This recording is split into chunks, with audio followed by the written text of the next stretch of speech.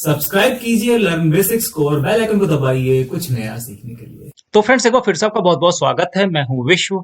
तो आज के इस वीडियो में हम लोग जानने वाले हैं कि गूगल स्प्रेडशीट की फाइल को कंप्यूटर के डेस्कटॉप पर कैसे सेव किया जाता है। ठीक है, तो जैसा कि आप देख रहे हैं गूगल स्प्रेडशीट का पेज यहाँ पर ओपन है और यहाँ पर हमने देखिए एक छोटा सा डेटा बनाया हुआ है। अब इस डेटा को हम कंप्यूटर के डेस्कटॉप पर सेव करेंगे।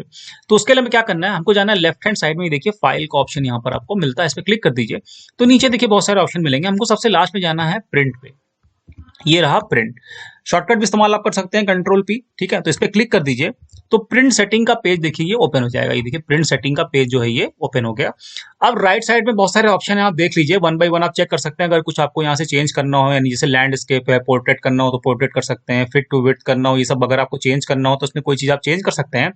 और अगर आपका डेटा ठीक है, यानी कि जो सामने दिख रहा है, अगर आपको ऐसे ही चाहिए सेव, आप ऐसे ही करना चाहते हैं तो एज इट इज रहने दीजिए।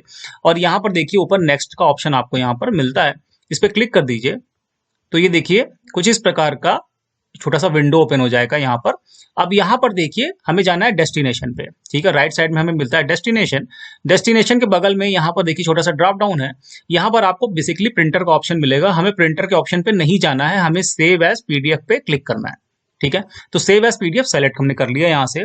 उसके बाद देखिए नीचे सेव का ऑप्शन है, बस सेव पे क्लिक करिए। ये आपसे आपकी डेस्टिनेशन पूछेगा कि कहां पर आप सेव करना चाहते हैं, तो हमने डेस्कटॉप पे दे दिया।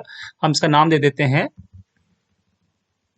Google spread sheet. ठीक है, ये देखिए हमने यहाँ पर इसका नाम लिख दिया गूगल स्प्रेड शीट।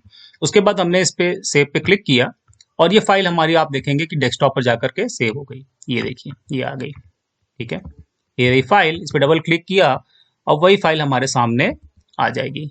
तो इस तरीके से हम गूगल की स्प्रेडशीट जो है उसको हम कंप्यूटर के डेस्कटॉप पर सेव कर सकते हैं।